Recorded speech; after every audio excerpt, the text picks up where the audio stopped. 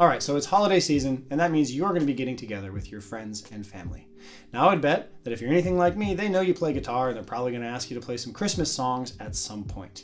But the problem is, if you go look online, you either find stuff that is way too basic and doesn't sound good, or it's just chords to play sing-along. And if you're also like me, you're not much of a singer, then it's really hard to get the sing-along thing going. So today, I want to give you 2 Christmas songs that you can play when you gather together with friends and family that sound good, they're easy to play, and they're short and sweet. So let's dive right in. The first one is Deck the Halls.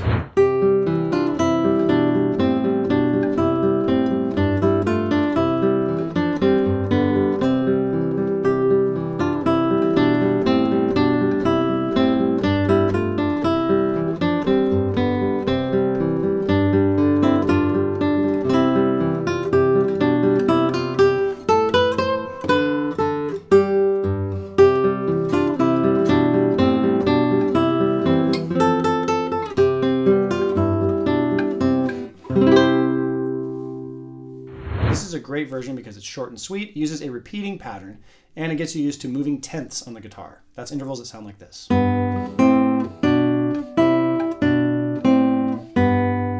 this one's great if you're a beginner, hopefully more like beginner plus, because the pattern repeats a lot. It's not too easy and it has just enough extra little things to make it sound really good. In the PDF, I've got chords above as well, so if you want to turn this into a sing-along afterwards and strum some chords, you can feel free. So the first tip here is just take your right hand and assign your fingers to a string on this song. I don't recommend doing this for every song that you play, especially more advanced stuff, but because this has a really repetitive pattern, you can keep your fingers assigned to a string, and it actually makes it easier to play because there's no guesswork going on. So if you go index, middle, ring, assigned to strings 3, 2, 1, and then your thumb takes the lower 3 strings, you'll be good for just about every measure in this song. There are 2 exceptions though. The first is measures 13 and 14. That's where you have a melody on the same string throughout. To do that, just alternate your index and middle fingers back and forth like this. The second part is measure 21, where you have a lot of repeated notes in the melody. Same thing, you'll start with the chord, then you alternate back and forth with index and middle.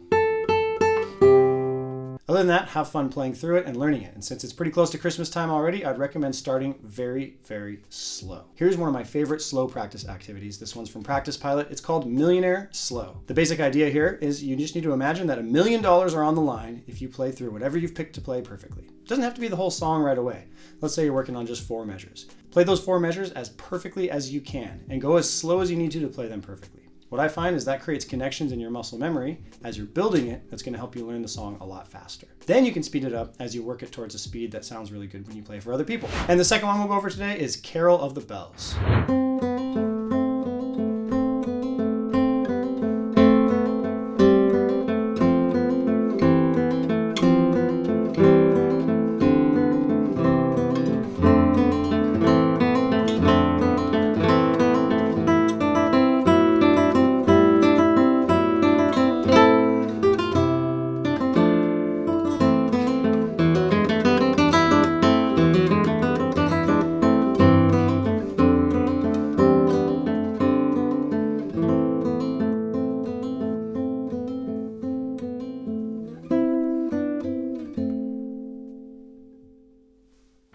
I love Carol of the Bells, and there are so many versions out there. This one I would say is probably on the intermediate side, but what's really great about learning it is it actually sounds quite advanced once you play at full speed. So you get a lot of bang for your buck. This one's not a sing-along at all, so if you are just totally averse to singing, this is a perfect one to play. It's short and sweet, sounds like a really nice solo, and your friends and family will love it. A couple of quick practice tips for you. First of all, consider hammering the melody notes to make it a little bit easier and flow a little bit better. So you could play it like this, or you can hammer the open B string to the 1st fret, and that could give you a little bit more fluidity.